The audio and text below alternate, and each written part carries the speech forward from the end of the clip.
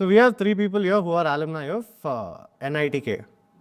Right? And we all know that Arjun had a very famous or rather infamous run to become the INSEE president. So Arjun, what would you have actually done had you become the INSEE president? I'm not here. It's like the foundation for your future political career and all. Yes. I know. Could have taken a career in different trajectory altogether. Yeah. No, thank God I didn't. Why? Bad traumas. No, but what would you have actually done? What was your pitch, by the way? Like, had you... I didn't have a pitch. I think it was everybody around me who was like, this guy should be INSEE president. That's it. And I took it seriously till I... Proper leadership traits, man. A good politician you would have been. That's how you draw inspiration from your tribe. And then I lost in class. I had 9 friends in class and I got 8 votes. Like, for the longest period of time, I didn't understand who didn't vote for me. I thought for a long time, I was thinking whether I voted for myself or not. And then 1 year later, I figured this out. So, yeah. So you now know who didn't vote for you without taking names. Yes, I know who did not vote. Do you think you would have made a good INSEE president? Who? Arjun. Yeah, I knew you would say that. I don't think I was sober for 6 months straight. Is that something which is very common with people from your college? People who lived where I lived in that college, yeah. Some of us were like that. NITK carried that reputation, I think. Yeah, but yeah, there are different ways of having fun in this campus. I think this was one. Any regret of going to college there? Not at all. My GPA sucked. Oh yeah, actually I'm tried a little bit more. No chance. I think it was the best experience I could have ever had. This is a top. Good friends. No, I did top. You would have got job in SR Steel. Yeah. So isn't that a good thing that you guys didn't study really hard and ended up becoming VCs? VCs with the steel plant. Yeah. So do you guys have spent at least a decade in the ecosystem as VCs? You can say that, close to. I'm close to a decade. Yeah, old guys, yeah. Either losing hair or Decrepit. hair turned grey. Yeah. So if, let's say, a young kid in the early 20s is looking at a career in venture capital, what would your advice be? Look me in the eye, look at the bags under my eyes, look at my hair. Don't. Why? No, but more seriously, it's something you'll have to. The entry level component of VC is changing very dramatically with the kind of tools that are starting to come on, the kind of capability that a senior person has in terms of AI augmented email with the other tech stack that they can use for sourcing, for deal analysis and so on. You will have to up your game in terms of familiarizing yourself with what these are capable of before figuring out where you come in VC. I think in a few years the traditional paradigm of XYZ skill set required to get in at an analyst associate level is going to change very drastically. So what does a good analyst and an associate do today? I wasn't a good one. Ask a good one. So even if you were not, I'm assuming you have some good analysts. I wasn't one. He was one. So that's what I'm saying. Should actually go back to my previous firms and tell them. I'd like to know their reaction. Yeah. No, but good analyst and associate, I think, okay, just to answer that question that you asked him, I would agree too. I think there's a lot of the role expectation of an analyst associate is also changing now. I think it's a lot about building deeper relationships and the sourcing, when you look at sourcing new opportunities, that itself is changing. How do you source is also significantly different than what it was. It's not just filling your database of your whatever CRM or sheet that you're maintaining. I think it's going much more deeper into that particular vertical that you've chosen for yourself to specialize for the next few years to come. So I think that's to build a strong sort of presence in that space. You need to be just more than just someone who's following that space. So maybe a startup experience will lend a lot more. Not just credibility, which credibility is what others perceive, but more than that, also lends a lot of understanding for yourself as you grow. And that becomes a momentum play for you as you go deeper into that space. So maybe a startup stint will help it. With the kind of tools that we are getting access to, the traditional paradigm of deal flow sourcing, is changing very drastically. Everybody is basically seeing everything, right? So how do you stand out? How do you differentiate yourself in terms of getting your own proprietary access to deal flow, right? You need that credibility as a as a person pretty early on in your career, which wasn't, you know, that much of a big deal earlier. You came in, you built your street cred, and then, you know, it went on. Now you have to enter with a little bit of something to. So, but at an analyst level, like, do you expect them to bring deal flows by themselves, or do you expect them to kind of help you manage the deal flows that you guys already have? Help. Yeah, to start with, maybe help start opening your. Think of it like a conversion funnel, right? You at least expect them to broaden the funnel for you as maybe a principal partner, whatever you are at a firm. But then to identify that, to increase the quality itself, requires any team member to have a sense of what will work or what not. Basically, you have to match your opportunities with the mandate that the fund follows. So that match itself takes a little bit of understanding of the space. And as you, even if you don't expect them to be at a stage where you can build those deeper relationships to start with from day one, you'll expect them to grow into it. And even if you it's not about just starting at a VC firm, right? You have to grow with the firm. So growing with the firm will require you to have a little stronger presence in that space. And that's where I feel maybe a operator, which is a white space I also see. Be very few operator VCs that exist in India. I think that's Any examples that come to mind? Operator VCs? I've seen a few folks. I know Idea Spring is one. It's a set of folks who have been entrepreneurs, productized, and then getting into have got into investing. So not your typical fund managers who've gotten into the VC space. No, folks who try to understand tech much better before they get into, and it's something that generally seen about that. A bunch of other names that come to mind. I think Sauce.vc, that team is also has a operating experience before they started off. Special Invest, of course, the founders have a strong investing. Your operating college experience. alumni Yes. promoting for selfish reasons. NITK, yes. So Arjun comes from a strong operating experience, right? So that's, I think that white space still exists.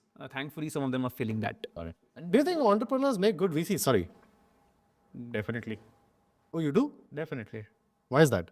No, I mean, you are intimately familiar with the Space that you're investing in? space that you're investing in, the struggles that you'll go through as a founder, because uh, uh, you don't have the answers to like 99% of what you're going to deal with. And the key part is, how do you navigate those challenges to, you know, come out on top of whatever the economy, life, your company is throwing at you. So somebody who's been through the grind, definitely that experience will enrich you. Just to add to that, I mean, that's a good point. So what you do as a VC, you raise capital for yourself as a fund, you invest capital, you grow that capital, and then you exit that capital. So first three things, I think entrepreneurs are best suited. You raise capital because you understand the space, so you go to a set of LPs and say, look, invest in me. And then you find the set of opportunities because you know the space well. So you can relate to the set of guys who want to do something in that space. Then growing the capital, which is where a strong value addition is. I mean, unless you are being a founder or can empathize with them. The pain that a founder goes through, you know it better if you have been a founder. And then finally, because you built a good product out, now getting an exit from them, basically selling it to the next set of guys who want to come, becomes easier. That's also tough. You have to find out the next set of guys who will come. But that is a result of all that you go through. So I still strongly feel that if you have either been in the startup ecosystem yourself as an operator or as a founder, things become much more. Is it necessary that you're successful as an entrepreneur to be able to fill this role? Successful if you've felt the pain. It's the pain. Yeah. I mean, if you have done all sorts of mistakes, you'll know what to tell others not to do. So I think the part to what to do becomes easier if you know what not to do. Got it. How do you find then the right candidates? Because today, literally everybody is a startup entrepreneur. You know, that's what we see, at least in our city, right? Every third person you meet says, hey, I'm a startup entrepreneur, right? So how do you find that right candidate then? What are you looking for in terms of There is traits? a default filtration to some extent that happens, right? Because as a person charged with constructing a portfolio, right, which is typically a moving target because you already have a few existing portfolio companies, that gives you an idea of, hey, if I am to construct a portfolio, the next few companies I look at, or the next target that I look at, would have possibly a certain maturity, a certain kind of momentum, or a certain kind of whatever fit with the other parameters of the fund and portfolio construct that I have. You know, if I am early or late in my life cycle as a fund, if I have XYZ number of, say, defensive companies, I would look for a few aggressive ones, or vice versa, and so on, right? So that narrows the pool of people that you would want to deal with a little bit. And then after that discovery process, that If I were to tie it back to who would you select to be part of your VC ecosystem, it is somebody who you believe has gone into the late funnel in your criteria, would it be? Because I'm tying it back to the question that we had, which is, how do you select a person to be part of, the new form of the analyst that you're talking about in your fund, right? So is it a Sorry, person- I thought you yeah, meant yeah. portfolio No, companies. no, I meant how would you, because In everybody- candidates, yes, okay. yes. Because when he asked the question, I thought he was talking about portfolio companies, and then along the way, I was a little confused on where this is going. Sincere apologies, yeah. So yeah, but how would you source a candidate? Great Because question. every third person is a startup entrepreneur who today knows what a PMF is, what a, MEP So I'll give you one funny story on this. Okay, this was I think about 10 years back almost. So this was at Mu Sigma 9 years maybe when shit went down the way it went down. And one of the roles that I was exploring was chalo VC bante hai, right? With the popular notion of all VCs have Bentleys, which we'll come back to later. So I said, let's join a VC fund and let's make some money quickly. And I had reached out, I think only 3 or 4 people. Surprisingly, all of them replied to me. And the first guy who I spoke to, again, I won't take any specific names, was very interested in finding out what we did well in Mu Sigma so he could replicate it in one of the other competitors of Mu Sigma that he had backed. And when I was having that conversation along the way, I realized, oh shit, maybe I should stop talking. This is not really the right thing to do. But one of the people I spoke to there, she gave me a very, very interesting answer. So I asked her, saying, how can I join a VC? And she was very blunt and direct and said, look, there are 3 or 4 ways. She said, easiest way is, Papa ka paisa hai, leke aao, we'll make you a VC. That's option 1. She said, second option is be a startup founder who we have invested in, which has not gone anywhere, but we liked working with you that we will absorb you in.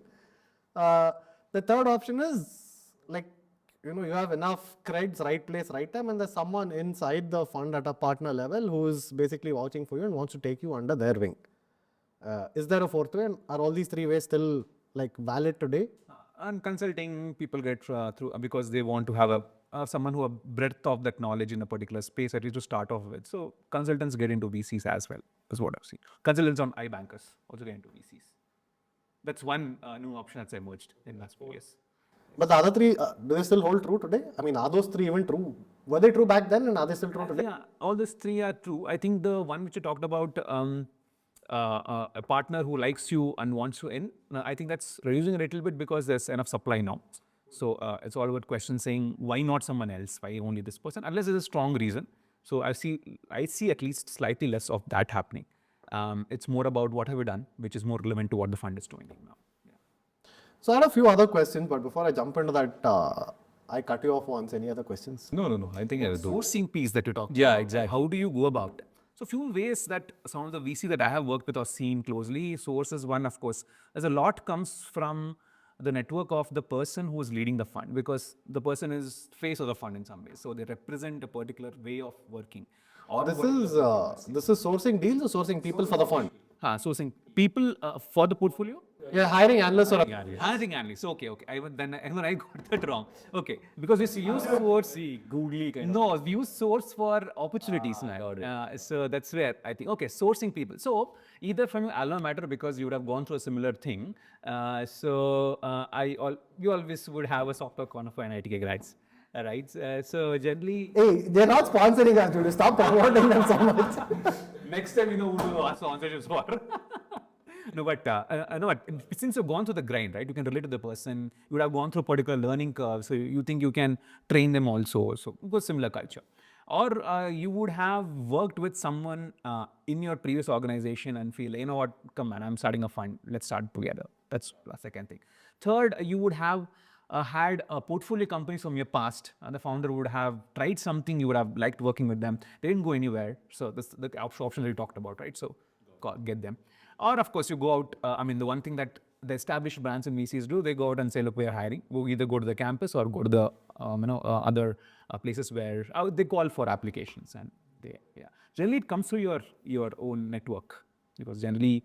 What I've learned and I think it becomes stronger as the years roll by is generally you would want to work in a fund with folks whom you trust. The trust remains a strong quotient. Ultimately, you're managing someone else's money, man. You have to return that back sometime.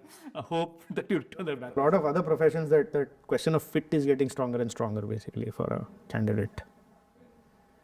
So, yeah, that's it.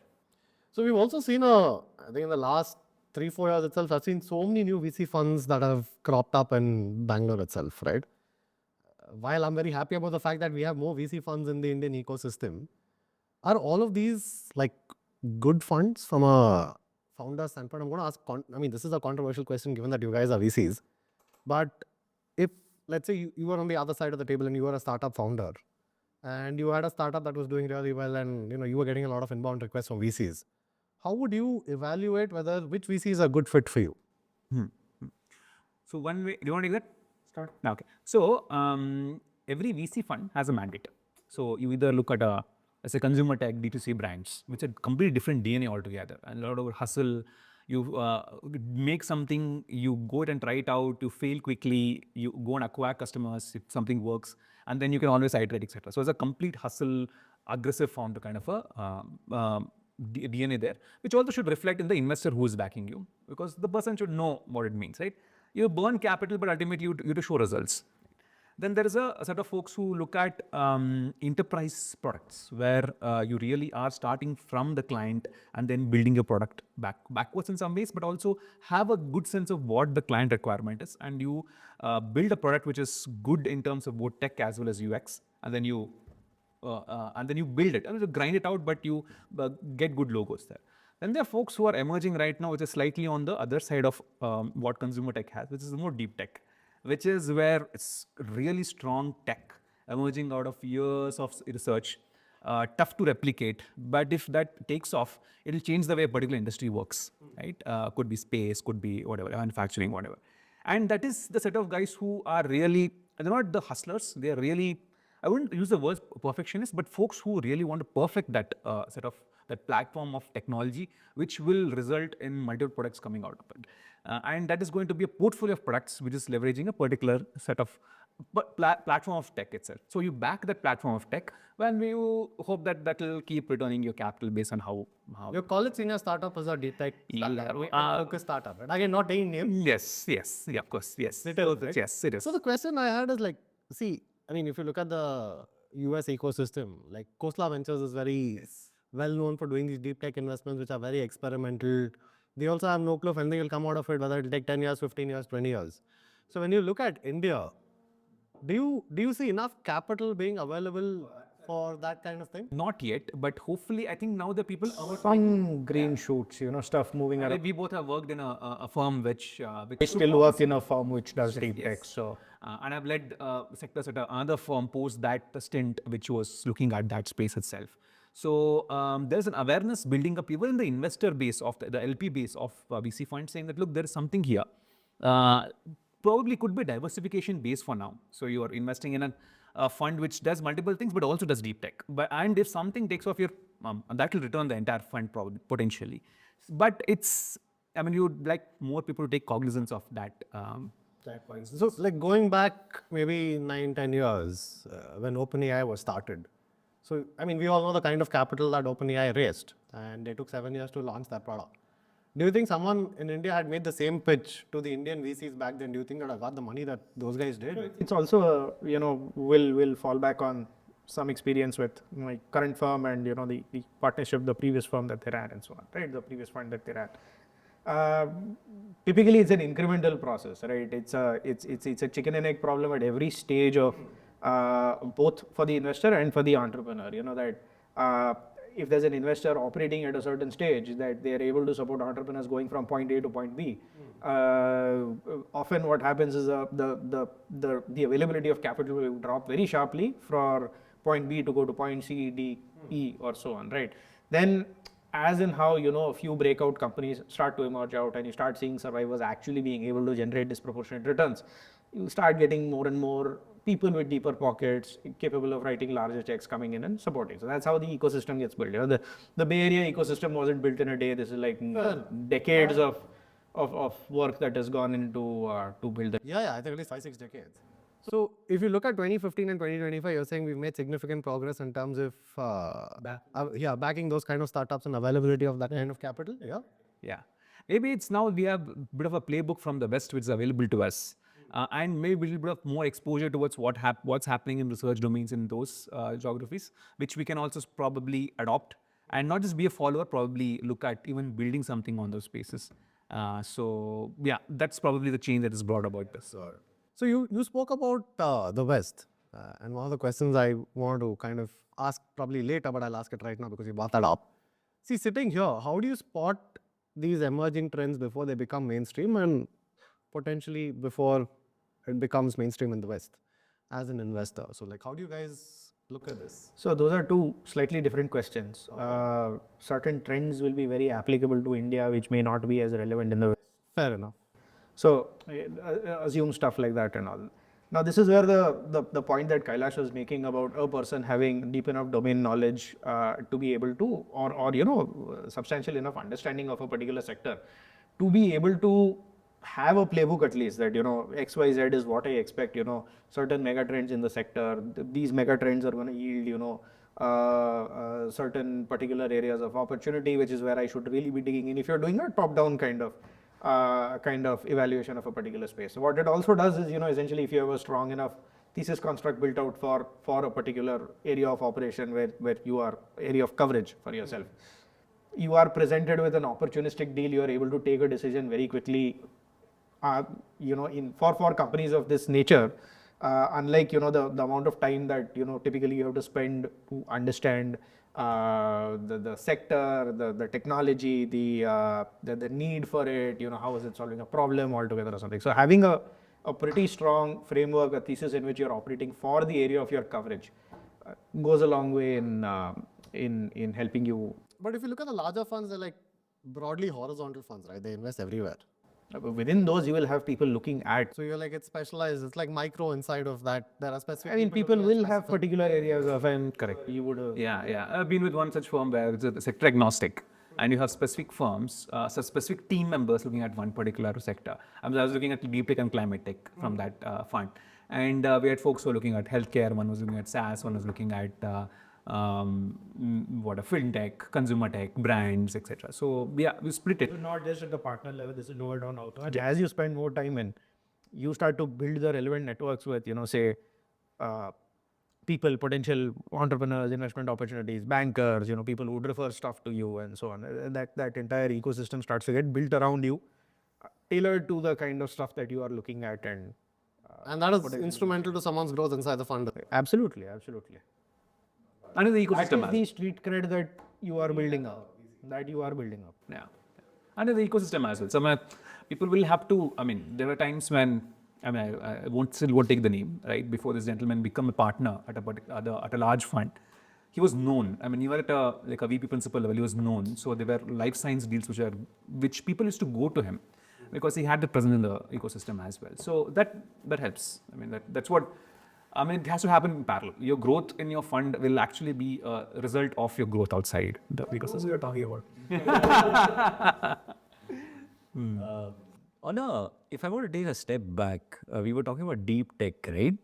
And we've had VCs where sometimes we were classified as deep tech, sometimes we were not classified as part of it, etc. So what exactly is deep tech? There is no exact definition, boss. So you, as an investor, you're managing a certain pot of money. You have a certain outlook to what is going to give you a good outcome for that pot of money, and you take your decisions accordingly. Each one is going to have a different definition. Each one's going to have a different way to approach how to invest in you, the process of evaluation, the way they construct a portfolio or something. Everyone's different. Everyone has their own way to do it. There's no set answer. And within deep tech, also people start selecting, right? So some of them will like, okay, look, we don't get space tech. Either we do, one, we won't understand it. Second, we won't get the funnel of opportunities for that. We'll have the focus on AI or AI infrastructure, which is sort of a first part of the deep tech. And maybe we look at some novel materials, life science, etc. We'll not go too deeper.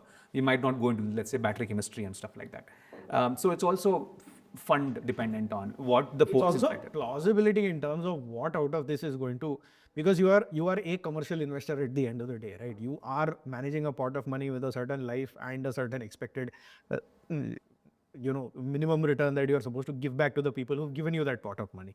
So out of all of this, deep tech, I play around with this, I play around with that, what is going to plausibly not die on me and give me some money back at the end of the day. So the point that you also made on deep tech, no, I think we screwed up our bridge when we got classified as deep tech. And we spent like 15, 20 minutes of that call saying, no, we are not deep tech. You don't want us to be deep tech. It's okay. But It's okay for deep tech. Give me the check, I say. We are whatever you want us to be. Paisa do. The longest period of time, and because we were, working on AI, right? So we thought you needed fundamental models, right? Is it even okay to not have fundamental models, but yet build a good business? why not? Right? So would you still be classified as deep tech or not? Why do you care? So that was what was coming out of Classifying you, it's okay. Somebody doesn't classify you, it's okay. Whatever you are. Ability to build a business, build a sort of client base, yes, and your presence in the ecosystem. Got it. We have a very famous question around this, which around moat, which I think we'll park for the later part of the conversation that we have here. Motor. Beda macha. I'm telling you. Let's not go there. What is the mode that VC funds bring to table? How do you see it on the other side of the table? Because it's always a fight among founders saying what is moat, right? And then it's always come down to one thing saying, hey, you know what? Do you really, is there something called a moat, or is it just time bound? So what? The way I'll put it is, even if you have a moat, every moat can be breached given enough time and effort. So time resources equal. Yeah, I think because we are a time-bound investment. I mean, we all have a life, right? Probably it's all subjective to the time in which you're operating in. Yeah. I think we kept the answers to that short, but we'll leave it at that because it's a big question. Think of the historical example, right? What is a moat, right? You have a fortification, you have a ditch around it filled with water and nasty creatures, which is basically your moat, right? Somebody wants to fill in the ditch, they can do it. It's your job to stop them or make sure they can't do it fast enough. Interesting. Swiftly changing direction. So I think one of the things, we were talking about before we even started recording this, and I wanted to make that dialogue again, was the founder-VC relationship. Is this more of a love-hate relationship? Why would we hate founders? So If it's gone bad? there are bread and butter. What if the investments have gone bad? I mean, we either like you or we don't care. I don't. So there's no hate. Hate as such in the ecosystem. There's you try and stay cordial as far as possible. Sometimes relationships get testy for that particular period of time where you have things are not going right or whatever. But hate as such, man. In fact, a bunch of funds have backed founders who have in their own portfolio haven't succeeded, or quote unquote succeeded, and come back and build something big because you know how they work, the relationships or the chemistry matches. This time you will back them again and hope that they will succeed. So hate, unless of course things have gone really sour. Unless the guy, there's a fraud or something happens, then it's a. Then it's not the right person to back. Yeah. Or if someone is trying to sue you. Yeah. Then stay away. Okay. So I think the first episode, Vishwajit, was again not here who you guys met, made one very simple statement saying, successful startups are all successful for the same reasons, but unsuccessful startups are unsuccessful in many different ways. What is your take on it, given the number of startups and entrepreneurs that you guys have kind of interacted with, partnered with? Are there like 3 or 4 things that you see which are very, very common in all successful startups? As well as what are like some of the 3 or 4 things which people assume are trivial but are actually not trivial, which can like significantly tank a startup? Can raise money, can sell. Bas. Utna hi hai. Baki ka sab, Thing is, good team can build a team around them, can go sell to a client. As I understand, when you say sell, it's not a transactional way. We do understand the client, what their requirements are. So make your product to fit their needs, so that it becomes a long-standing relationship itself, right? We might trivialize it as saying sell, but basically build that relationship. Do the same thing with your investors also. Go and really build that long relationship with folks who will keep backing you. Yeah. And then finally, of course, have a killer product, a very start product, which you can take it to your clients and sustain that relationship as well, which will also fuel your ecosystem sort of. Product is a moat, coming back to moats. Decent enough moat that makes you stand out and the ability to. You asked for it. We'll edit this part out. No, I mean the ability to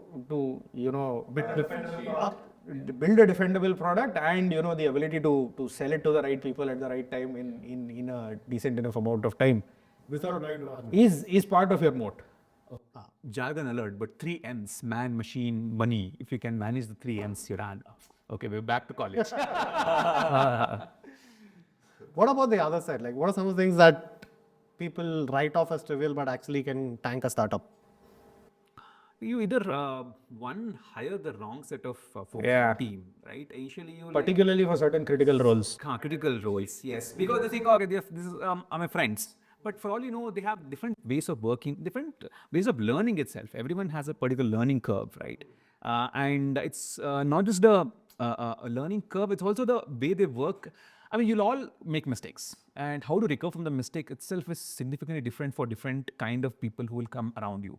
And keeping sort of emotions aside, friendships aside, if you can still hold on to the right set of team, I think that will fuel your success. If not, then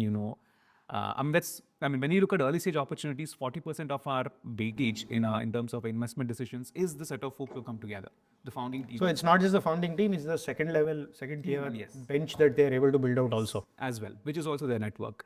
So I think we generally don't talk a lot about this, but this is a very, very strong thing which it's a double-edged sword which actually can come back to bite you even years later. Right. And second, of course, it's an extension of that to find the right set of angels and first set of investors who also have a similar sort of equation that you shared. Because they're ultimately a VC, an early stage VC, who the first institutional investor is sort of a founding member for you, who is sitting in a shareholding structure, a cap table. And he'll bring in more than just the capital itself, right? He has a position on your board, or he or she, right? Let me not gender sort of. They. Thank you. They have a position on a board and have participation in very, very critical, crucial decisions that you make in early stage of your of the company, and that can change the way your trajectory can. So, have you guys helped any of your portfolio startups build like a very strong foundational team beyond just the level 2 as well? Yeah, for a few companies, provide them with, say, references from our network for some key critical early hires, if those guys are a fit and so on. And also at the previous firm, we also, the firm that till recently I was associated with, we have had a job board for our portfolio companies where they can come and paste, sort of place their requirements and use our network to find the right fit. And also, I had a chance to invest in a company which makes an AI-enabled platform for hiring the right set of talent for a particular set of founders and companies. So we leverage that as well to use our network to. So that's bringing in candidates, then interviewing candidates that have come into the system to determine our version of say fit with the company's needs. Yeah, because that's a very good point. Growth trajectory at least we're expecting out of the companies. That's a very good point because you will end up giving some sort of ESOPs to those set of people who will come in early, and that is something that your investing investors will have to sign off saying, look, I think this is a great addition to the team, and hence that makes sense to award them beyond the salary itself. I know, but it feels like this guy wants to punch me. Oh, you only. Why? I don't know, you look like that. Should I? Like when I'm talking should I? Is a very different question. Will you is the more relevant question. So, see, I think all the things that we've, again, Arjun and I have had like serious fights and debates about this.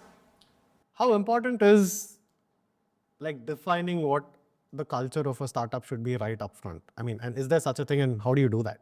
Yeah, I think some sort of ground rules is really useful. It could be as trivial as show up at office versus work remotely. Show up at a certain time, right? I mean, it depends on how the team works itself. Two, let's say what kind of clients you want at the first stage. How will your client base will evolve with time? That decision is going to be super crucial. Two, what kind of folks that you would want in the level after you as founders. Very critical. Yeah. Very critical. To what kind of investors that you want to go after. I mean, just because capital is available, you won't just go into every set of VC that you meet on the street. Two, let's say, what is success for you as a founding team? How do you want to see this company 5 years down the line? Are you playing an acquisition game where you want to build something, make it large and get acquired and go have a second set of adventure? Or do you want to build this till, let's say, a decade and then take it public, right? What is the eventual goal for this? How much do you want to dilute? All these small, so-called trivial decisions will become very important as the company grows. And I think this will emerge as part of the culture, as ground rules. And that will, those sort of goals or milestones will define how you end up working. Are there any like essential traits from a cultural standpoint that you think an early stage startup should possess? For example, how quickly do you want to iterate and fail? Or do you want to persist with a particular product line or a trajectory for a while before you? That's also a function of how much conviction you have in a particular. So you can have a conviction on your particular product line or technology, or you can have a conviction on a particular space itself. So when you have a conviction on a space, you'll say, look, I'll try multiple things, and I know the space will boom. And we are the best set of people who can really disrupt this space itself. Versus, I know this technology stack works really well, and I know it really well. I will use this to build multiple products, and I'll go to multiple spaces, use it as a horizontal tech to build in multiple client bases. That is a call that you take as a founding. But isn't that more like I have a solution, let me find a problem to solve? No, but usually you will define a problem and that's why you build it, right? I mean, if you're, The second approach is I have a stack, I know this really. I have a hammer, let's go, let me go Let me find figure it. out where to point. But have you seen that work? I have seen both work. I've seen both work, but it is sometimes comes down to priority. What do you want to prioritize? You only have that much bandwidth as a founder. And often, what I've seen, particularly because my experience is colored a lot more from the deep tech lens, right?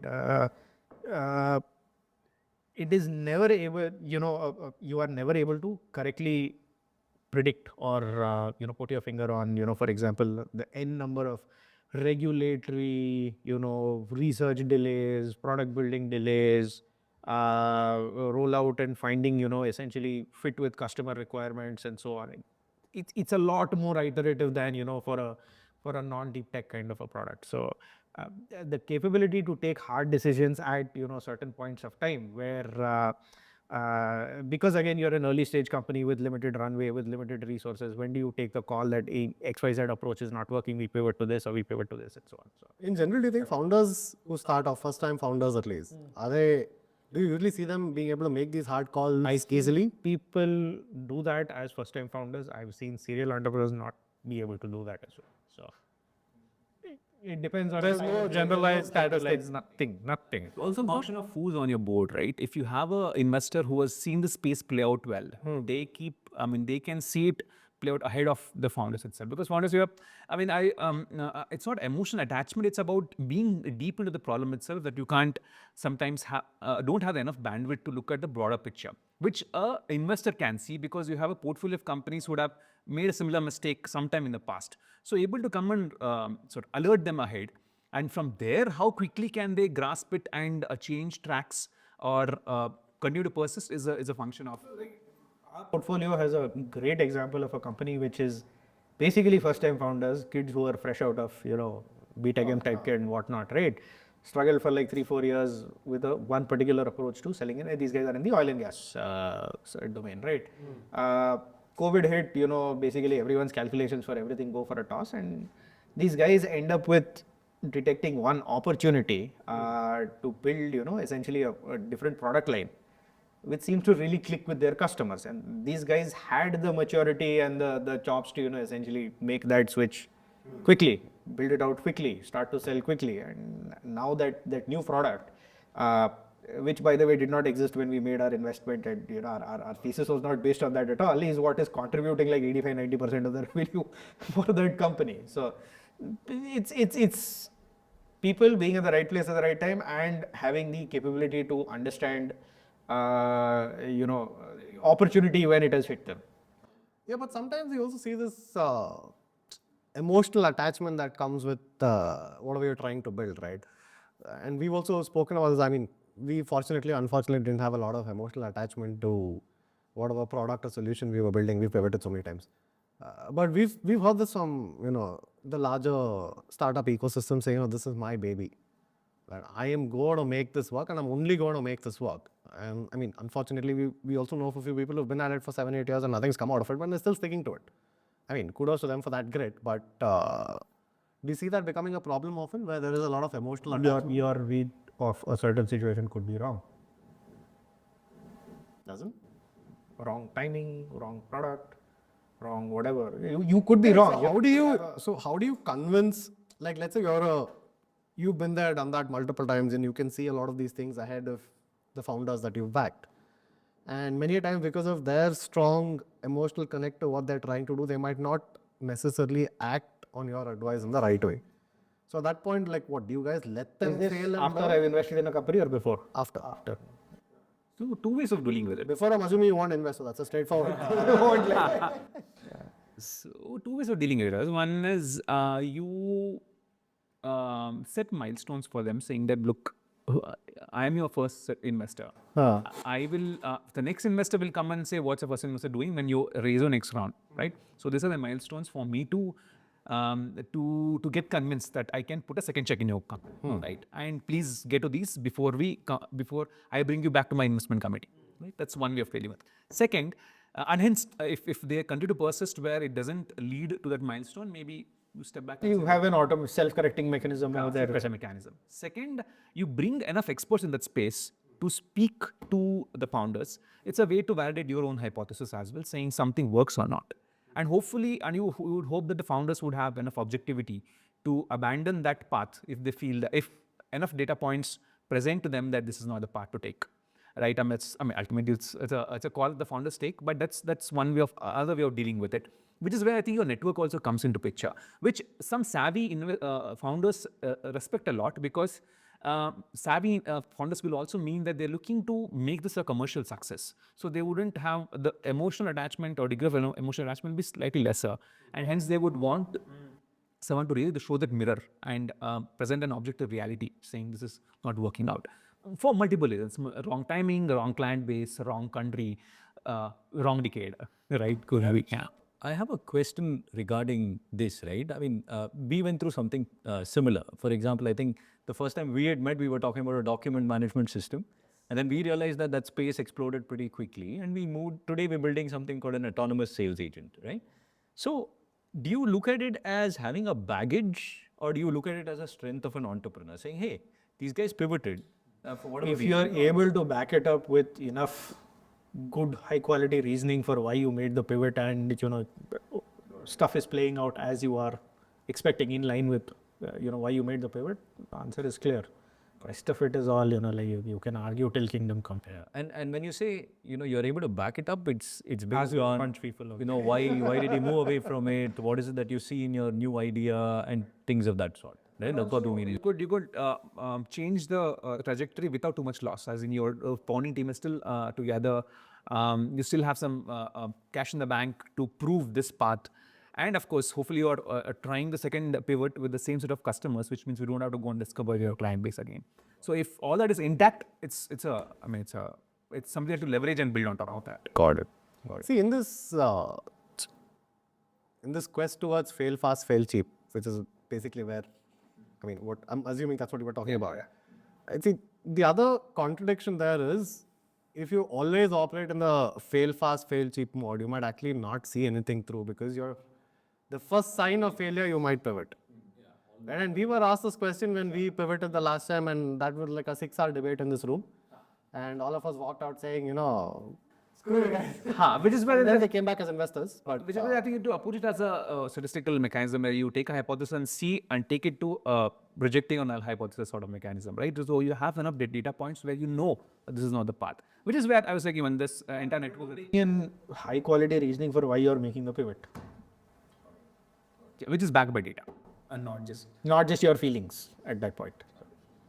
Which might take time, which again, it's a contradiction. It's a subjective thing, because how much do you persist is a function of what space you are in. Yeah.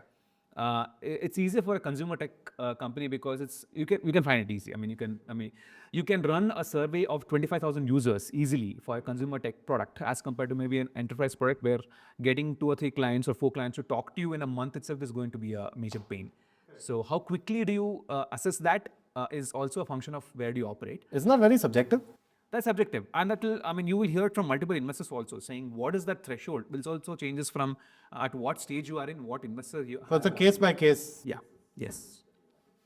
Now, I have to ask this on behalf of my other entrepreneurial friends. There's this. No, You no, have no. friends. The ones who didn't vote for you.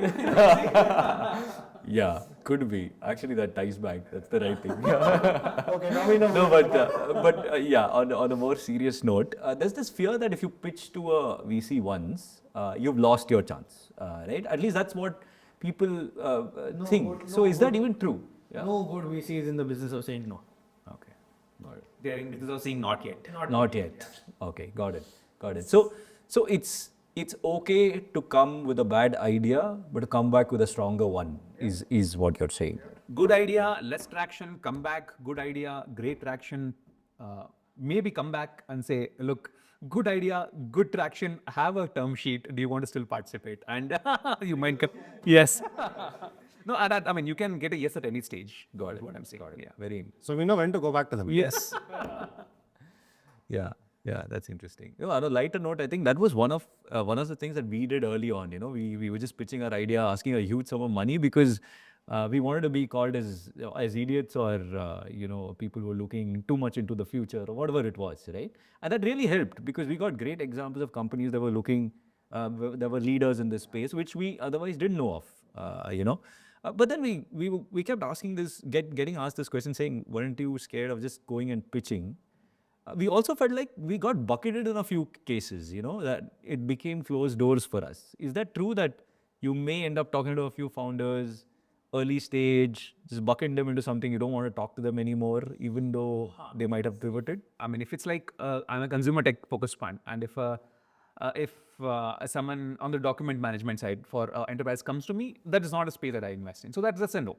That is like there's a complete misfit in terms of the investment mandate that I'm following. But if it's a generic investor who's anyway will take a bet in that space, I wouldn't want to say a no, especially if I like the founders. So there's a specific reason why you asked that question. Ties back to one of the people we've spoken about in this episode indirectly. I hope the person gets the message. Hopefully, if you're watching, you get the message. So we had pitched to him when we were building a document management system. Okay, and we've gone back multiple times with other ideas.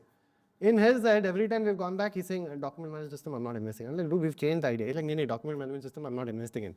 So it's become a challenge for us to get him to listen, saying, we're not a document management system anymore. No, but one thing is right. I mean, sometimes it's evolves as a marriage.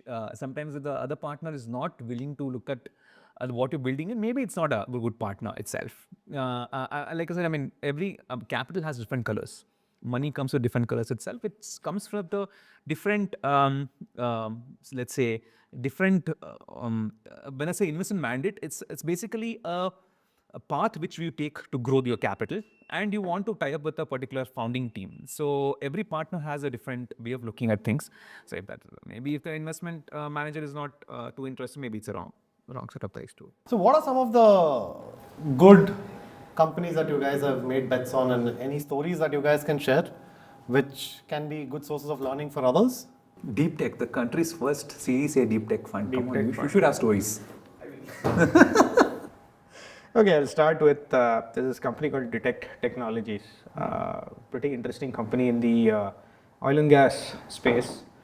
I mean, they started off as oil and gas, now cater to process industry at large. So, a very young bunch of founders, straight out of college with commercializing IP that their professor had essentially built after a very long research trajectory at IIT Madras. What I really liked about this company is we've been involved in them since what, 2017 or so, when we made a first seed investment in them. And they've just the pure joy of seeing this bunch of really raw kids who were in final year of college shape up to what they are now, where these guys have some of the biggest oil and gas logos in the world as customers,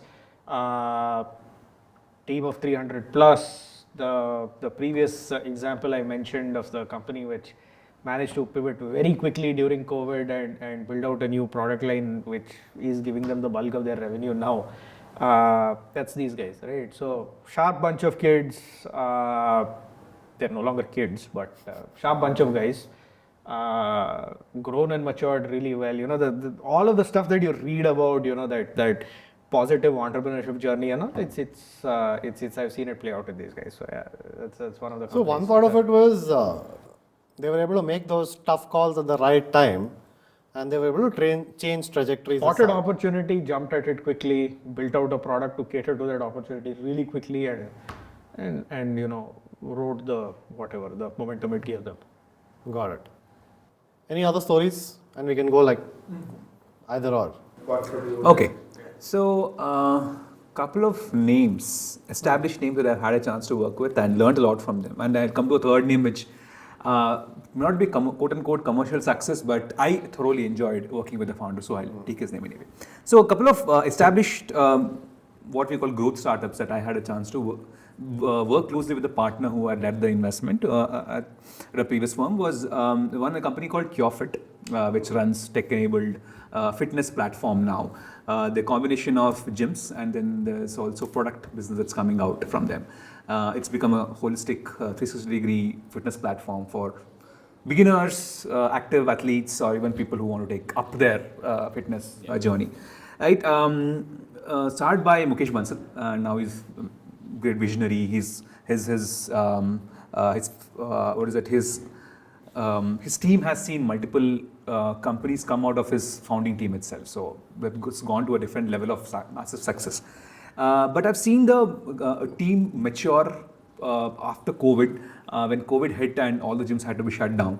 And starting from there, in fact, taking a U-turn, reversing their slump that they saw during those 2 years, really coming back in a new avatar and taking technology to the next level. I mean, imagine running like 650 gyms across the country, providing the same user experience, same sort of standardized workout regimen across multiple modalities. I mean, you have muscle workout, you have like HIIT, you have your strength training, which combines cardio and pulling up weights.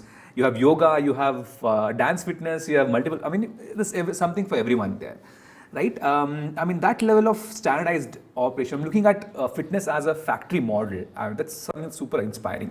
And I mean, having dealt with having sort of dealt with the failure that COVID gave, and coming back and still being at it, understanding the fitness trends grounds up. I mean, if you look at the Cure.fit team, they understand a particular micro market very, very well. And understand what is the fitness preference as well. Break down each micro market based on, I mean, if you look at JP Nagar itself, understand what is the demography for each part of JP Nagar. Where do you really set up a particular gym to really get the optimum occupancy, and also ensuring that I mean, when you set up a gym, there are multiple things that come into place, right? You have to find the space right. You need a parking space. You need people. I mean, that should not be a traffic junction, so that you get people at the right time during peak hours, especially, and you're able to manage that traffic in your center itself, right? So a lot of things goes right into that. Get your pricing right also. I mean, you can't overcharge them for, most of them are beginners who come into the gym. So if you overcharge them, like the boss, I mean, won't pay all this, and then there's suddenly, I mean, there's a churn. So to manage all that, plus replicate the same model in multiple other cities of the country. It's getting that right through technologies. I mean, it's something that we realize a lot, but a lot goes in the back end. So that's one company that I've thoroughly enjoyed interacting with. Spent a good year plus with them, being an observer on the board, etc. So much that I became a user and I just try it out, right? So that's one company I thoroughly enjoyed. With second company was a company called Emotics. It's releasing a portfolio of robots called Miko. It's a conversational AI platform for kids. So it's a human-robo sort of interface where, think of it like a two-way Alexa. The robot talks to the kid. So looks at the activity pattern of the kid and then builds conversation. Is a platform for even curiosity and emotional engagement as well. So thesis was that families are getting nuclear, especially you have single child parents and you don't have a sibling. So the hypothesis that the learning curve also suffers when you don't have a sibling, etc. So this toy is really, it's not a toy, it's a human robo platform. It looks like a toy, but it's not. But it's really engaging with the kid as a sibling, right? So that's another very innovative company that I worked with. They have close to 5 million plus hours of usage by kids across the world, and enough data to train the next set of engagement platforms as well, they're playing around with the form factor of the robo, how it dances, interacts with the kids, how it moves around, the kind of characters that you can bring. I mean, you can have have the robo talk to you in your favorite superhero's voice as well. So trying with all that this one.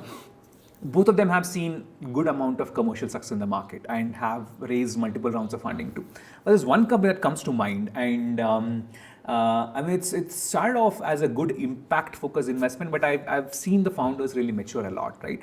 So there's a company called Visio Apps. It's a seed bet that we took. Founder is a super senior from IIM Bangalore, and he has had a very inspiring journey himself. Been a long time at HUL and been a consultant for a long time. I think it's in the last decade, 2011-12 times, he started losing his vision, and of course his life started falling apart. But instead of going into sort of a depression and giving up on life, he started building something for visually impaired people, and he built this platform which he called as Louis Voice. So it is basically, and then fast forward, he's raised capital from folks like Jyoti Ventures, Omedia Network, and a bunch of angels, and you have one of the OG VC investors also angels in him.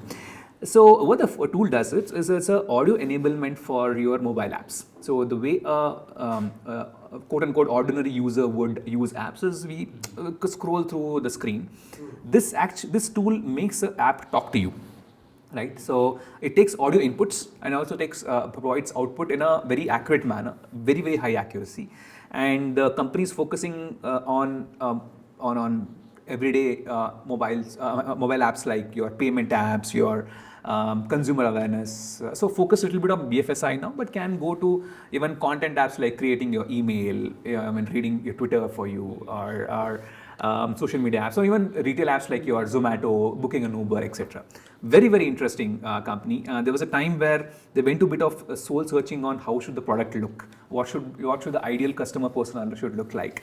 I mean, I've sort of have had a ringside view to that, right? Holding the team together, maintaining that culture of working hard, putting the client first, in this case the user. And the founder himself being a visually impaired guy, he knew what the quality of the app should look like. So really seeing that team get stronger with time, now getting to a stage where they almost have like 7-8 institutional clients on their revenue table. But that is one thoroughly, that's one thoroughly inspiring story that I've seen, and I really wish the founder does really well. We have had a chance to even support them in the follow-on round of funding from the previous fund. And that's one inspiring story. I mean, it's more than a commercial success. There's a larger purpose to what the founder is doing, and that's something thoroughly fortunate to have evidenced. 2 questions. Which cult fit has parking, Mata? Parking, JP Nagar cult has. Ask that. Yeah, I also want to know. JP Nagar cult has parking. They have a basement parking, both the 3rd phase and 7th phase and 2nd phase also. Yeah, I will vouch for it because we live in the OG part of. Yes, the 7th phase is probably he's closer to. They have a basement parking. Let's edit this part out. Second, are you a member of cult? Yes. You go to the gym, Try my best to go to gym as regularly as possible. but you're paying them. Yeah, paying them, yes. Okay. Yeah, it would have been a very bad moment had you said no. paying them. Try to say that, hey, look, you should give me a discount. I said, no, boss, you're a user. Please. you're more than invested in a user, please pay. No, but I think it's a good value for money. I think if you make really good use of, there's enough that it offers for you to, so, yeah. And it's like I said, it has everything for everyone. Yeah. So I jumped in with this question on good portfolio companies that you guys have worked with, but actually we want to start with a different question, which is what we were discussing in the break. Why is he called Chippy? What has that got to do with any of the portfolio companies? It is important. I don't know the origin of the name. Yeah. Yeah. Enlighten us. No, why are you called Chippy? Idea. It just came out of the blue. Looks like a chip. Is that the origin? That was the origin, from what I remember at least. Or at least this is the story we're selling on camera. One of Alvin and the Chipmunks. Yes. Start. Yeah, that's where it came from. Yeah. From when are you called Chippy? I think from the first year of college, I guess. Yeah. We were classmates. I think from first year. Yeah. Yeah. That's when. You were always called Chippy. Yeah, I was always Calling you Chippy. Yeah, it was you guys only. You and Avinash and a couple of others from our batch. Oh, back then we were just assigning animal nicknames to us. Avinash was a raccoon. Was raccoon, You were a chipmunk. chipmunk, So yeah. and so on. It's clearly not as interesting as I thought it would be. We'll bring out more controversial stuff. Off camera. Yeah. Okay, so I think let's address the elephant in the room. If a young startup had to pitch to you, how should they go about doing it? Okay, deep tech guy in the room. Just demonstrate that Have you seen this pattern? Every question comes to you first. So that he gets time to come up with an answer. Okay, I'll spell this. No, I think the answer will be the same for both of us. Knowing him also, demonstrate enough of an understanding of your space. Demonstrate that, you as a founding team have the cohesion and the chops to be able to execute on your vision. Those are the two big things. After that, all of which is, incidentals which start falling into place. But most of this is a gut call because you don't have too much data to go by. You as an early stage investor, it's all subjective. We can build out say a thesis or build out a memo and put together all manner of stuff and all, but fundamentally it's a gut call that this is a good space. This is why it's a good space, and these are the guys to deliver on it. So one part of it is figuring out how to get you to a call to listen to what they have to say. Right? Let's address that part a little later. On that first call, realistically, that's like 30 minutes. Yeah. So in the first 5 minutes, what are they supposed to do to make sure that you listen for the next 25 minutes intently? Yeah, so the clarity of purpose on what's the white space, clarity of what you're building as product, and clarity of the milestones that you're going after. Which means a lot comes into the clarity in terms of what kind of team that you want to build, what kind of... You gave those 3 M's, right? T's. I thought we left the frameworks. and technology. So, yeah, that is the BIF framework. Build that there. Yeah. So we have 3 M's and 3 T's. 3 T's. What was yours? Man, machine and money. TAM, team and? Team, TAM, and technology. Very interesting. Yeah. No, but I think that, so somewhere I've even heard multiple senior investors in the ecosystem saying, right, tell me something about the client that I don't already know. So I think that's a way to sort of get attention. If you can bring up an insight, which is where clarity comes in, if you can bring up an insight from the end user point on why you are going to build this and what is the problem you're trying to address from a non-trivial manner, that's where you catch attention and then keep the investor engaged. So one of the things that we've been trying to do, and it's worked well for us, but I don't know if this is something that typically grabs attention.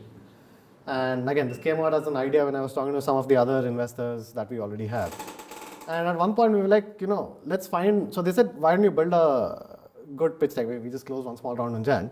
But for the next round, they're like, let's start putting the story together for our pitch deck for the next raise. So at that point came up with a very, off the top of the head kind of an idea saying, what if we actually don't pitch? And what if we get our customer to pitch us to the investor instead of us? Like, my pitch is, let me not talk about my product, listen to what my customer has to say and leave it at that. Is that something that will catch your attention? Is that something that will work? I mean, that's typically a second level of diligence that we end up doing anyhow. If we are interested enough to pursue you seriously, we ask to talk to your...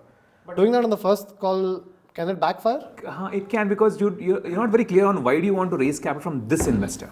That match may be not clear. You are going to pitch to X number of investors, X by 10 will turn into a serious conversation, and whatever, X by 50 or X by 100 is going to turn into a term sheet at the end of the day. So you can't have your customer talk to... No, I'm saying as the opening part of it, like the first 5 minutes. Yeah, but 5 minutes for the entire top of your funnel for investor conversations. No, it's like where you start, no? Saying, listen to them and then we'll get in and then talk about the rest. I'm tempted to take an analogy as saying you're on a date with a girl and you want your friends to talk about you first before you. That's a good one. Yeah. Yeah. No, I think somewhere you have to be the face of the conversation, and so to say why you are the investor, a good investor for me to. I mean that has to come in the conversation. Everything else, saying my clients love me, my parents love me, my team members love me. All that is part of it. And I have a great product. I have a great space after which are going on. All that is great, but somewhere the fit, the fact that you reach out to a particular investor and you feel that's the best investor or the best investor to back you is probably you'll miss out on that part when you make your clients talk to the investor directly. Let's flip this, okay? Who are like the founders you will definitely not bet? On? Okay. I think lack of clarity of the end user is going to be two things. Lack of clarity of who the end user, what is the right set or client persona should be. If that is lacking, then everything that emerges from the client interaction and client insights will be missing. So that means that the founder is not ready to fundraise, or rather he's not in a position where he can put the data points together to give you that story to quote unquote sell that company to the investor, right? When I say sell, actually it's presented in a way that you can attract capital from that investor. It means the founder is not ready itself. Second, if the lack of clarity on the competitive landscape or the alternative landscape. So what makes, that's going back to the moat question here, saying what differentiates your company compared to who else is attempting similar problems, or what differentiates you compared to what is the end user using right now. So your competition as alternatives and your existing status quo. If you don't have clarity on these two, then your story sort of ends there, right? You don't know what's happening in the market right now for you to build a strong differentiated story. So if these two are lacking, I think the next level of conversation doesn't happen at all. I mean, then you're like, dude, what are we talking? So from that standpoint, is it better, like if someone had to start something today, is it better to jump into a crowded space where a lot of this is a little more well defined and you just have to figure out how to Space differentiate often yourself? translates to a big TAM. Why not? So there's nothing wrong with entering a space that is crowded as long as it has a significant. As long as you have, yeah. Yeah, so basically, yes, you have a right to win as well. I mean, this is what people call, I think, some of friends in the ecosystem talk about this, saying founder market fit. How you as a founder fit this market well. If you have that clarity and the fact that you have a right to win, it's okay to be in a crowded market. So it's not necessary that you always have to look for something that's never been done before. No. Often, the amount of educating your customer, the amount of building out the market itself is a huge effort in many spaces, right? If you're in a crowded space, there is room enough for whatever you have to offer. If that offering can be demonstrated to be differentiated enough, I mean, it's a pretty interesting bet to take. Because we've always felt that, because see, we've been on both ends of this with some of our ideas, right? I think the first part of it was like, we were like, dude, it'll take us 6 months to just educate people on what we're trying to build, why we're trying to build. It's a tough problem. Versus if you're in a crowded space, you have a well-defined buyer, there is a fixed buying cycle, there is already budget for it, and there is a clear-cut incumbent that you can go replace as long as you know how to replace them. Right? But the downside is it is so crowded that you'll have to figure out your novelty. How to not be replaceable yourself. How to build in that level of stickiness for yourself. But if you can define that last point well, saying why do you have the right to replace the incumbent or other players? If that is defined very clearly, it's okay. And it's like coming in, I mean, the same thought about Agentic AI versus existing ERP systems, right? Automating a task versus automating the entire workflow. And why the second probably can potentially replace the legacy systems which do the first. If that can be thoughtfully defined, I think there's no reason why you should go after an existing large space itself. So he dropped the buzzword Agentic AI. So let's go there.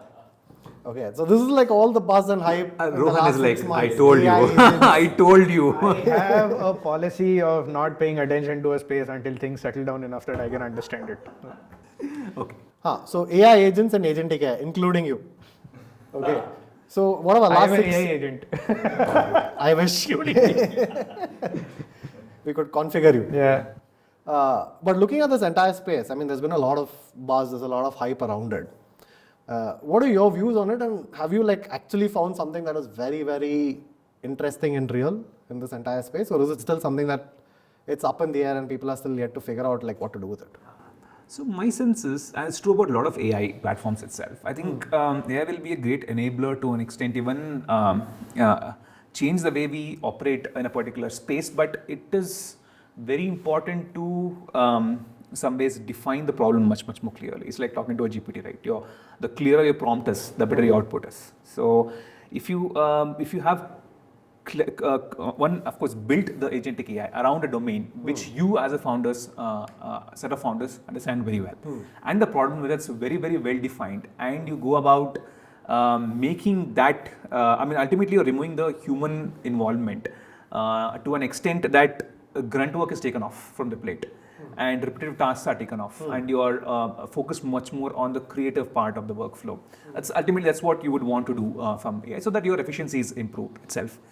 If that problem is defined much better, I think there is a potential to build a large business here, which means you go after a set of founders who understand the space very well. At least to me, a domain expertise plays a strong role when you're looking at backing some of these companies which are building on agentic AI.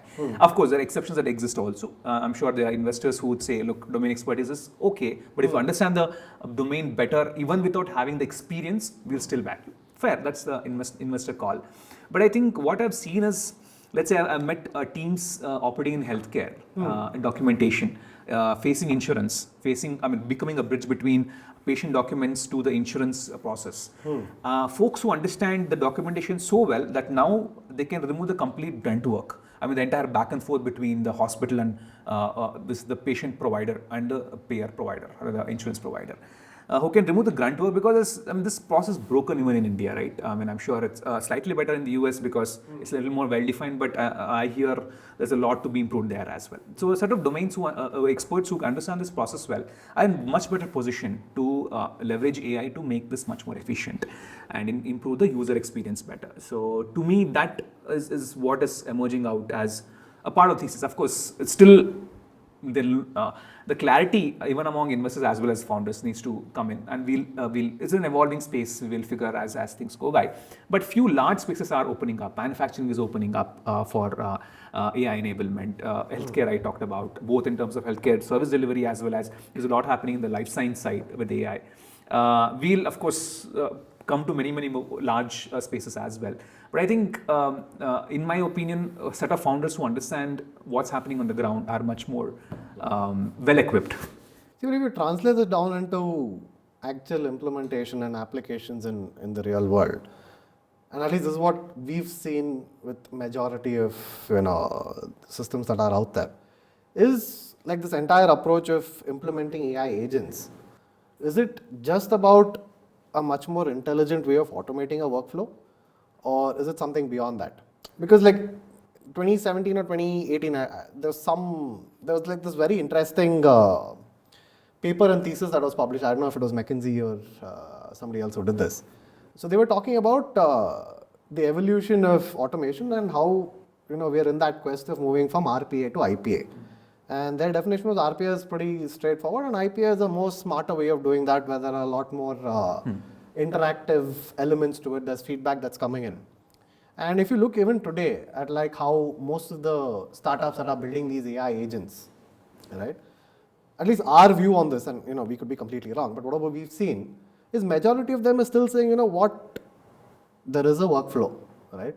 Historically, with just RPA, I might not have been able to automate all of this because there's some element of reasoning that goes into this.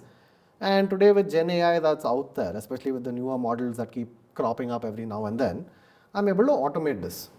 But end of the day, what they're still building is some sort of a workflow automation itself, where you still have to define, and it has a very, very specific role. And you tell it saying, get me this, and it does a bunch of things and delivers that output. And many a times what we've seen is they try and automate workflow, especially in our space, in the sales and in the marketing space. There are a lot of these persona-based AI agents that have come up with a lot of fancy names and AI-generated images. Right? In essence, what they're trying to do is saying, I look at an entry-level role in that space. Let me isolate the 4 or 5 things that they do time and again. may do it well, may not do it well, but I will just try and automate all of that, and I'll put a nice looking UI on top of it, which is easy for people to use. But is that truly going to add any value, or is that just another? Look at a historical parallel for automation, right? Hit the physical world before it has hit the digital and the so-called white-collar world, right? Look at, since you were talking about manufacturing, robotics, right? Same way, earlier, the first examples were fairly crude in the sense that your arm is going to have a defined set of motion only, very complex amount of reprogramming goes in to make it do something else. Very low tolerances, thing you pick up has to be right here, thing you put in has to be right here at this exact configuration. Same parallel, right? That you're automating only one part of the workflow, removing the grunt work, yes, but automating only one part of the workflow, not the broader this thing and all. And with the passage of time, you started having more and more broader levels of intelligence getting incorporated in this, right? You start adding a little bit of vision augmentation, which says that, okay, now I don't need to have a bin where all of my widgets are kept in a particular order. They can be in a random order, and my robot is intelligent enough to go in, pick it up, and put it in a certain way that the system requires. Then you start adding more intelligence. Gen AI starts to come in. How does that work? Make it easier to program. So the whole process of retraining a robot to do something else, on a different workstation or something starts to become easier and all. So, I mean, it will start with delivering limited value with limited ROI. The ROI calculation will be one, and then as and how the capability of the underlying technology itself increases, the financial calculus that you're working on changes entirely. It's going to be an evolutionary process. It's not a thing that we have a good answer on right now, or it's going to be context appropriate only. And so also, it's like how a human brain would learn itself. We don't have to retrain it everything. I mean, you provide them a particular. I mean, how do you generally, let's say, go about learning how to drive or learning how to navigate through traffic? You look at a particular scene and you understand how to navigate. You drive once and then you figure out next time what not to do. So what not to do or what to do becomes much more easier with what we are seeing now as a agentic AI, right? And second thing, I think this is increasingly becoming more obvious now with multiple companies trying to look at this approach, and it's very true for how you are looking at sales as well, right? A lot of sales insights are undocumented or are documented in multiple different silos. Getting them all together to a stage where your agent is able to collate all that and bring up an insight which is relevant for that context, that contextual intelligence, and the need for not to retrain it again, right? I mean, the removing the need of retraining again, that is where the efficiency is coming. You just described a human too. Yes, and increasingly becoming more. Yeah. So that part is emerging out as a difference of what we saw in RPA and now what we are seeing in agentic AI. So the ability to switch context and keep the context active for a particular duration, giving that memory, as people say, how to make the AI forget and how to make the AI remember between context. That awareness is coming in much more strongly now with what we are seeing in agentic AI. Any interesting startups or ideas that you guys have come across in this entire agentic AI space? There's a company called Get Replies. Yeah. Thank you for the shameless plug. Yeah, I was just going to say that as well. Go for it. No, show your jacket. Oh, yeah, there you go. No, the back side. The other. If you can see it. Yes. I did this in the first podcast as well, by the way. Yeah. Which we didn't air. So, of you, this is the first podcast. Yeah, but Go on. Getting a little deeper, and since we've been in this space for a while, what we hear is, often we're seeing this agentic AI and AI agents being used synonymously, but what we realize is agentic AI is where we allow people to build, what they want to build. There's no depth into it. And there's this AI agents that actually have the depth, which you talked about, right? But given the rate at which you can market something today, it's just gone off the roof. So as a customer, what do you have to say from the VC world? Saying, hey, how do you guys decide who to work with? What is the noise versus what is the reality? What do you guys have to say about that? So one, I think one way of getting it through is, I think it's still becoming a founder plus product bet than the market bet. I think we are, at least this is how I am looking at from an early stage of course, they are much more well-informed investors in the space who know how the market will also evolve into, because they have access to maybe the playbook from the West and how things are evolving there. But I think some of the recent conversations that I've had a chance to look at is a great set of team which has done enough research on the space as well, on how SLMs, or not just LLMs, like specific language models on the small language models have been trained for a particular use case, and how that product will evolve for this particular use case. I think some with that clarity, to look at it as a differentiator which will last for the next few years and not the next few quarters. I think that is becoming a strong way to look at this space and maybe bet credible founders here, than maybe wait for the next. Or I mean, of course, you can still wait based on what stage at which you come in. Maybe there are later stage investors who are like, let's not do this at an early stage. Let's see how companies play out. But if someone has to maybe get an exposure here, maybe this is one thought process to follow. What are you doing, Arjun? Should have asked for the check now only. Interesting. One spoon of beer. That is all it is. One spoon, yes. The rest of it was diluted with what? Coke. My mistake. And that one spoon of beer, yeah, I don't know if, yeah. I think I think it was a shamelessly sort of, it didn't give its taste at all in that. And I did that because the partner said. Pretended that it hit you. No, I didn't pretend. When but was this? How long ago was this? this was an early stage of the fund where you're like, okay, I'll do whatever the partner says. Roll. That was him being intelligent, I guess. Yes. He's just like, I'm done. Don't feed me anything anymore. Just like you're sitting with that glass right now.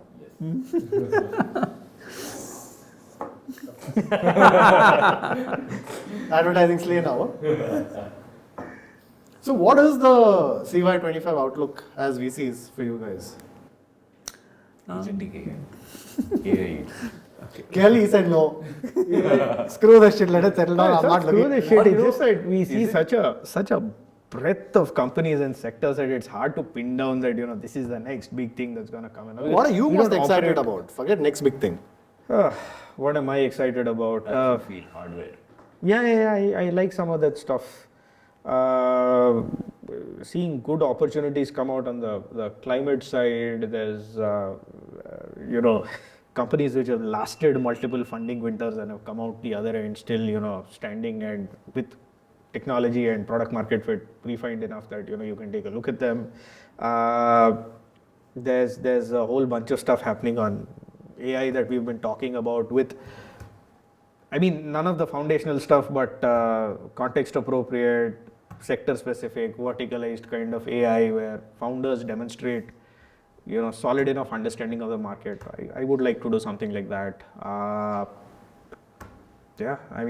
Seeing stuff in materials where life is coming full circle. I'm a materials engineer by training, had to come into VC because my, post by education, it was not a particularly employable field to be in. And you wanted your Bentley. Huh? And you wanted your Bentley. I wanted my Bentley, yes. We'll get to that. But yeah, at the end of the day, you're coming back around to see, people solving pretty hardcore materials problems, coming up with companies, and those companies actually getting somewhere. It's not, just a niche field anymore. And also, we're seeing a bunch of action over there as well. 3 fields that I'm fairly kicked about, say CY25. I thought he'll say flying cars. Jetsons. He'll get one himself. Forget Bentley. I know, Garib. Sorry. So won't repeat what he said, but excited about quantum because it opens up opportunities in one specific area that I have been trying to observe and do some good work in.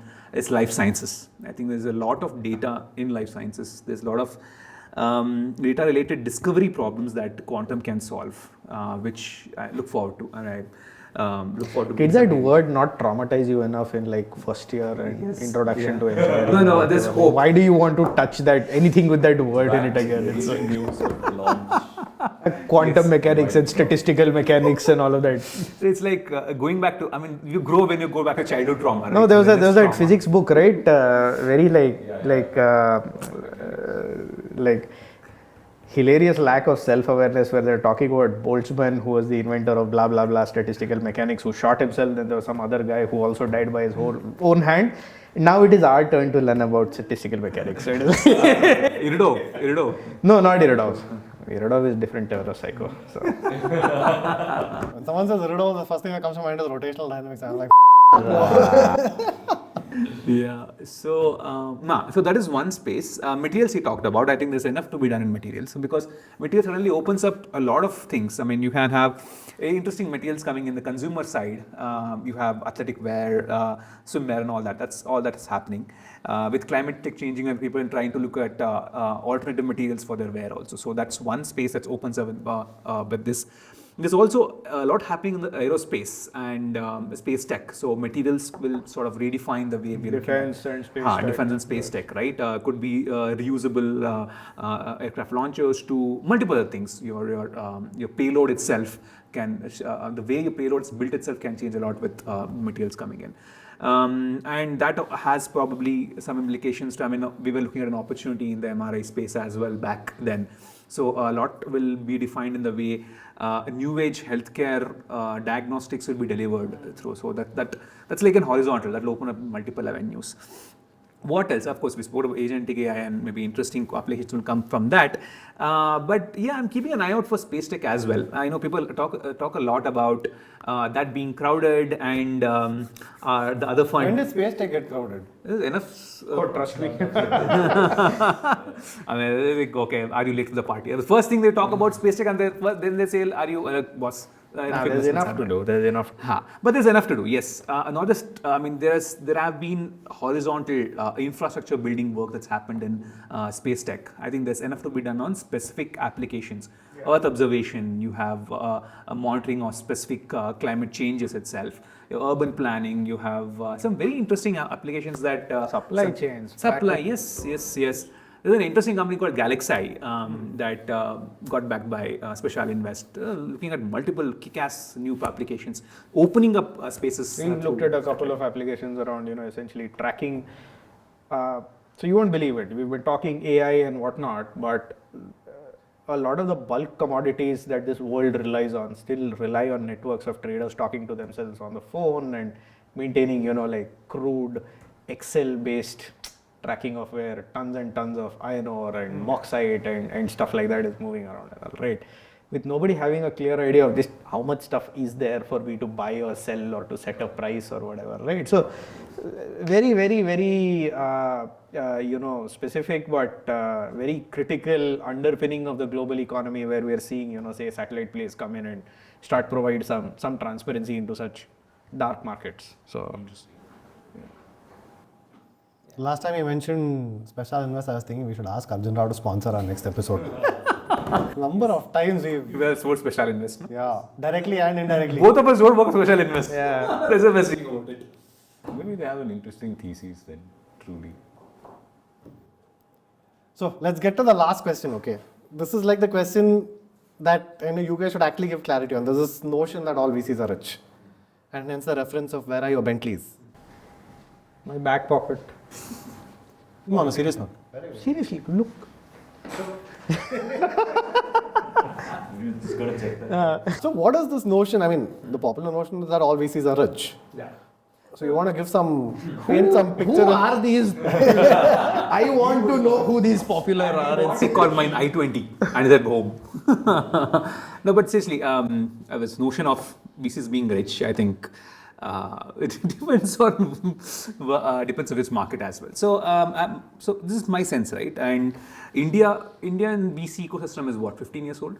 15 years old, yeah, maximum. I mean, the first set of VCs came in early 2000s. So it's been, if you count them as maybe 20 years old. And we're coming to age now.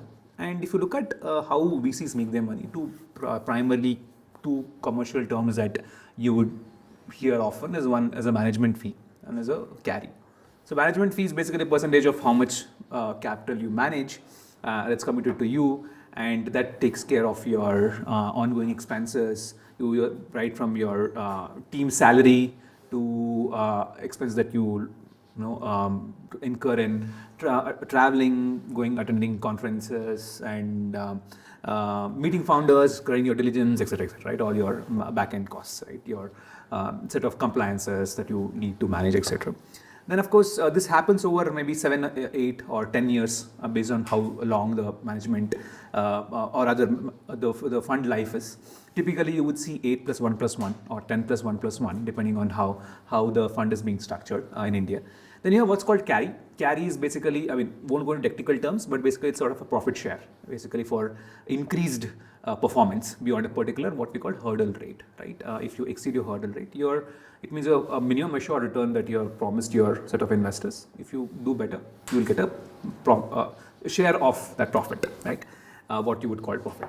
So most of the VCs aspire to make, which is a profit share beyond the hurdle rate that you promise. So assume that you have promised your investors maybe a 10% return year on year for the entire duration of fund. You exceed that, then you make a percentage of the outperformance that you make, right? So that's I mean, there are multiple techniques, there are multiple terms that come with it. Again, not going into technical parts of how carry is calculated, but we all aspire to make that. We all aspire for that outperformance, which also means that you have to make sure that your portfolio net outperforms net. And let's say you make 20 investments. Odds are that 15 of them will not work out. Or you might have to write them off, or you'll just make capital out of them, which means the remaining 5 have to really give you back the return plus the additional hurdle rate that you had promised, right? And beyond, right? So most often the odds are stacked against you. You really have to, I mean, be one clear with your thesis, back the right set of founders, back the right set of technology, timing has to be right, and also grow the portfolio to an extent that will provide you a meaningful exit. Yeah, even then you can screw up. Even then you can go wrong. Even then you can go wrong. So it's all against you. And people say that most of the funds in India haven't performed well to achieve a meaningful carry. But I also would give the benefit of give ourselves the benefit of doubt, saying because we are still 15, less than 20 years old as an ecosystem. US has seen funds which have done well over a period of time. And that also has been what we call top quartile funds. It's top 25% of funds which have done well to achieve that carry. But what people just see is the first set of management fee, right? Which after a period of time, I mean, there are 2 ways of playing the game. As either you manage a large fund and hence the management fee is also higher. But then it also affects your carry because you'll have to return so much more capital back. Imagine managing like $500 million of fund. You have to return $1.5 billion plus to make meaningful carry in the next 10 years. And that's not easy because, like I said, 7 out of 8, 10 companies will not return your capital or just barely return your capital. The rest 3 out of 10 had to make up for that $1.5 billion. So which like means disproportionate out of disproportionate. Yes. Which means if you are holding on an average 20% of the company in any investment that you make, and 1.5 billion is what you have to return back, which means your companies totally have to be valued at $7.5 billion. And that is difficult. 20 companies getting to $7.5 billion is very, very tough. It's, I mean, the probability is outsized. Technically, it's 5 based on what you said, not on 20. Yes. 15 are right off anyway. Yeah, correct. So that's which means it's even tougher, right? Hence, there are some funds who said, look, we won't manage more than $100 or $120 million at a given point in time because returning $200, $250 or $300 million is easier with a base of 10 to 15 companies as compared to maybe $1.5 billion, which means the management fee will be lesser, right? So, which is a trade-off, and that trade-off is what people don't see, which is where I think that's the nuance that comes with VCs being rich. Yeah. So your Bentleys are on the way, not yet here. Not at I think it's I-20 is at least on the way. Yeah, anything I missed? You're just he was calculating his carry. How much I'm making for my fund. How much I'm making? Bentleys is almost here. Or he was thinking of the smoke screen saying, I have it parked there, but you're seeing Outside, my 20. Yeah. I know I said that was the last question, but based on whatever you said, I have one other question. Like, why are you a VC? Where are VC? Okay. So one of the things, and this a lot of people ask me, right? I mean, I've just told you why youngsters should consider a startup experience before coming into a VC. And so a lot of people come and say, look, you have not run a startup. Why are you a VC? So very good question. I've had an operative experience though. 4 years I was working with a hospital group, which I thoroughly enjoyed. I think one of the things that VC does is gives you a nice ringside view into what's happening. Yeah. You get to learn a lot at a much faster rate than sometimes with the founders. Founders build depth. They're like, as a lot of investors say, inch wide and a mile deep, right? We get to be on the more luxurious side, which is mile wide and inch deep. But I think we aspire to go much deeper. So, which is why I think you take a particular space, maybe you are half a mile wide, and then maybe hopefully at least half a mile. A few feet deep. So, yeah. But you get the opportunity to have the breadth as well as depth, which is in a duration where the founder will go very deep in one particular space, will get the opportunity to build that depth in multiple spaces as well. May not be as much as a founder, but at least to an extent where you're able to add meaningful value to the board of the company. And that is both a privilege as well as the difficult thing to do, because you're managing multiple companies at the same time. You have to do justice to multiple companies as well, which sometimes you can, which sometimes you can't. But it also comes with good amount of luxury of sitting back and observing and building your mental models. And observing, you have the privilege of observing and working with some of the sharpest people, the most motivated people that you will encounter, right? Right from initial conversations all the way to, working with these founders on your boards or as advisors or something of the sort, just watching these highly motivated, highly qualified, high quality people do their thing, being a part of the journey, that's a huge privilege. So. That work around you also grows. That rubs off on you.